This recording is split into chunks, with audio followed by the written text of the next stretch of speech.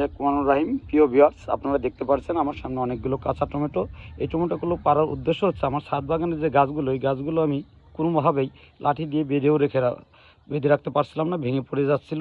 এই টমেটোগুলো দেখতে আসলে ছোটো না, অনেক বড়, অর্থাৎ আর 2-4-5 দিন গেলেই পেকে যেত। দেখেন, যদি একটা টমেটোকে ছোটো করে দেখাই তাহলে এক একটা টমেটোর ওয়েট অনেক বেশি, অর্থাৎ অনেক বড় কলাম, অর্থাৎ 8 থেকে 10টা টমেটোতে 1 কেজি হয়ে যাবে।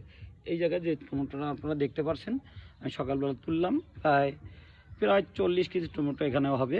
এই টমেটোগুলো আমার কাঁচাই বিক্রি করতে হবে, অর্থাৎ গাছগুলোকে রক্ষা করার জন্য আমি এই পদ্ধতি অবলম্বন করলাম। না হলে এই কাঁচা টমেটোই আমার তরকারি রান্নার জন্য যারা কিনবেন তাদেরকে কাছে আমি, অর্থাৎ বাজারে নিয়ে বিক্রি করতে হবে, কাঁচাই বিক্রি করতে হবে, পাকানোর কোনো সম্ভাবনা নেই।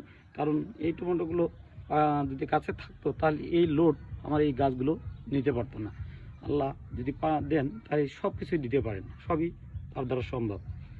তাই আপনারা দেখেন যে এই একটা ছোট্ট ছাদ বাগান থেকে যদি এতগুলো টমেটো একদিনে একই সকালে তোলা যায়, একটা গাছ থেকে কয়েকটা করে, তাহলে কতগুলো টমেটো একবারে করা যায়, অথবা কতগুলো গাছ একসাথে করা যায়। শুধু আমি টমেটোর ভিডিওটা দেখালাম। আজকে সকালে আমি এই টমেটোগুলো তুলেছি, এবং এই জন্য আপনাদের জন্য, দর্শকের জন্য এবং সবাইকে দেখার জন্য আমার এই ইউটিউব চ্যানেল এবং শর্ট ভিডিওগুলো আপনারা দেখবেন এবং সাবস্ক্রাইব করুন। আল্লাহ হাফেজ।